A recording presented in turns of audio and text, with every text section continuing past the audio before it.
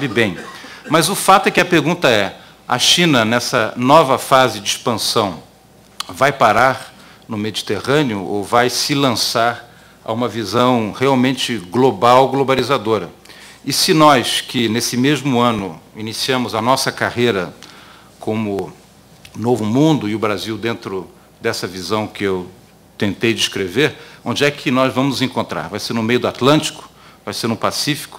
E se é que vamos encontrar? E, de preferência, certamente não com canhões ou bandeira branca, né? Mas com a bandeira da amizade e da convivência. São essas as provocações, as ideias que eu queria deixar com os senhores. Muito obrigado.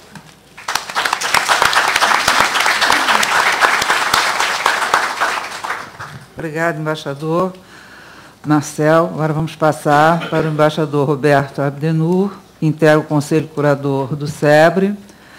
O embaixador já foi secretário-geral do Itamaraty, foi embaixador do Brasil nos Estados Unidos, ocupou diversos cargos no Equador, na China, na Alemanha. Então, vamos agora ouvir o embaixador. Obrigado. Muito obrigado.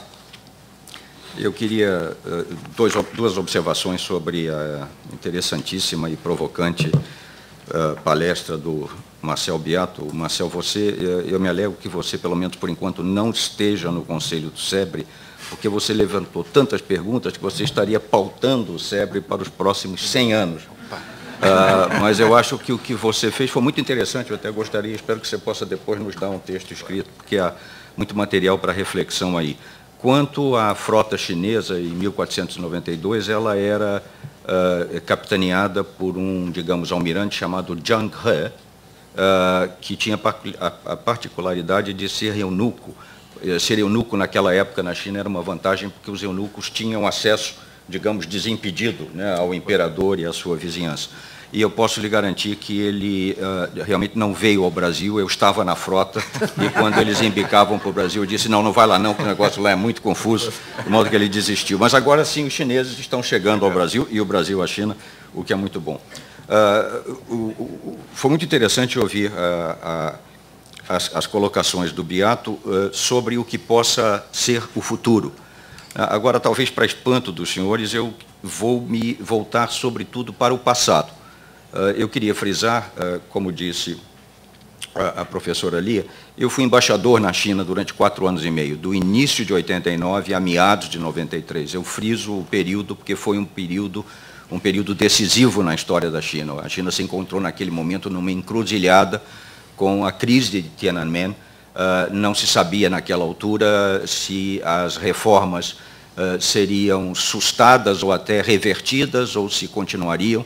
Houve um processo de indefinição, de disputa dentro do regime, que acabou sendo, digamos, resolvido com o retorno com força do ideário reformista sob a batuta de um homem de 1,50 m de altura. Eu gosto muito disso porque ele era mais baixo que eu, o Deng Xiaoping, que eu tive a oportunidade de ver pessoalmente uma única vez, não quando embaixador na China, e sim em 1982 e 1984, quando se realizaram as primeiras visitas políticas do Brasil à China.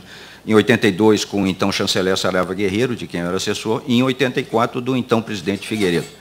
Mas o Deng Xiaoping soube prevalecer por sobre as resistências internas e relançar em 91, 92, a campanha pelas reformas que levam a China a ser tudo isso que hoje é e que nós vemos com admiração.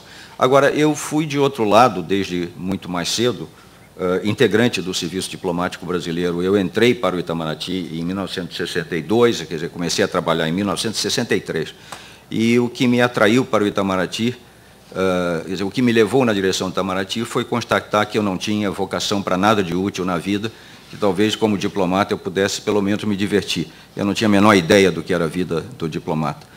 Eu, como muitos outros da minha geração, Botafogo é um pouco mais velho que eu, talvez tenha também sido atraído para o Itamaraty, pelo ideário do nacional desenvolvimentismo que, naquele momento, se vivia no Brasil, com a sua extrapolação para fora, sob a forma da necessidade de uma atuação diplomática firme na nossa oposição às barreiras externas ao desenvolvimento. Isso levou ao diálogo Norte-Sul e tudo aquilo que é uma história, já hoje, algo pretérita, de modo que eu vou me permitir fazer esse trabalho que é quase que mais do que de história diplomática, eu diria de arqueologia diplomática, mas é útil para termos uma perspectiva da evolução do Brasil e da China desde os anos 60, cada um a seu ritmo, a sua maneira, até este momento de hoje em que, algo para nossa surpresa, como disse o Botafogo, talvez também algo para a surpresa dos próprios chineses, o Brasil e a China se encontram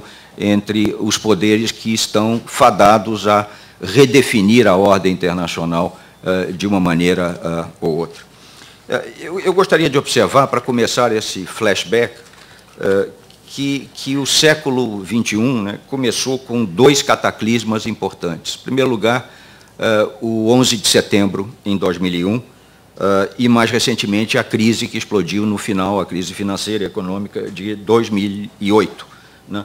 E o que é interessante é que houve dois fatos na China e no Brasil, pouco percebidos, não foram fatos espetaculares, mas em dezembro de 2001, portanto, 3 meses depois dos atentados às torres em Nova York, a China entrou para a Organização Mundial de Comércio, coisa que eu dizia na época seria mais importante para o mundo do que a entrada da China dita comunista, da República Popular, no Conselho de Segurança nos anos 70, quando os Estados Unidos romperam o reconhecimento diplomático de Taiwan e se entenderam com a China. Por quê? Porque a entrada da China na OMC abriu-lhe acesso aos mercados internacionais. Até então, por exemplo, a China, para ter acesso ao mercado americano, o Congresso americano votava a cada ano a favor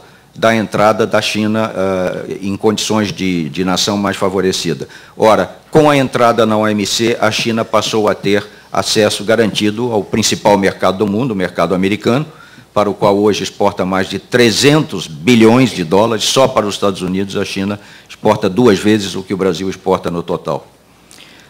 E o outro fato que precisamos lembrar também é que, pouco depois disso, em meados de 2002, em plena campanha eleitoral, o então candidato Lula saiu-se com a Carta ao Povo Brasileiro, pela qual ele se comprometeu com a manutenção da continuidade numa política econômica pragmática e responsável, o que é o segredo da ascensão do Brasil, a que se referiu o Botafogo, a que se referiu o Marcel Biato. Entre esses dois cataclismas, houve um período extraordinário, inédito, de prosperidade na economia internacional, em parte gerado por uma simbiose inédita, que não foi voluntária, que não foi deliberada, mas que resultou dos fatos, a simbiose entre a economia americana e a economia chinesa. Os Estados Unidos abrindo seu mercado, a China exportando centenas de bilhões de dólares para os Estados Unidos e para o resto do mundo, acumulando reservas que hoje vão a cerca de 2 trilhões e 300 bilhões de dólares, mais ou menos 10 vezes as nossas, e, por outro lado, uma política monetária americana que criou, enfim, condições para todo um florescimento extraordinário da economia, até que a economia americana batesse no muro ao qual ela desde cedo se destinava pelo seu excessivo endividamento. Mas eu queria, então, olhar e ver o que é que está, como foi a trajetória do Brasil e da China no plano internacional. Não vou falar tanto das nossas realidades internas e pouco falarei da evolução interna da China, porque eu quero concentrar-me justamente na trajetória de política externa dos dois países. Eu queria lembrar que o Brasil, isso o Botafogo já pronunciou, que o Brasil é um país desde muito cedo empenhado na ideia de melhorar a governança global, até muito antes de que a palavra governança entrasse nos dicionários.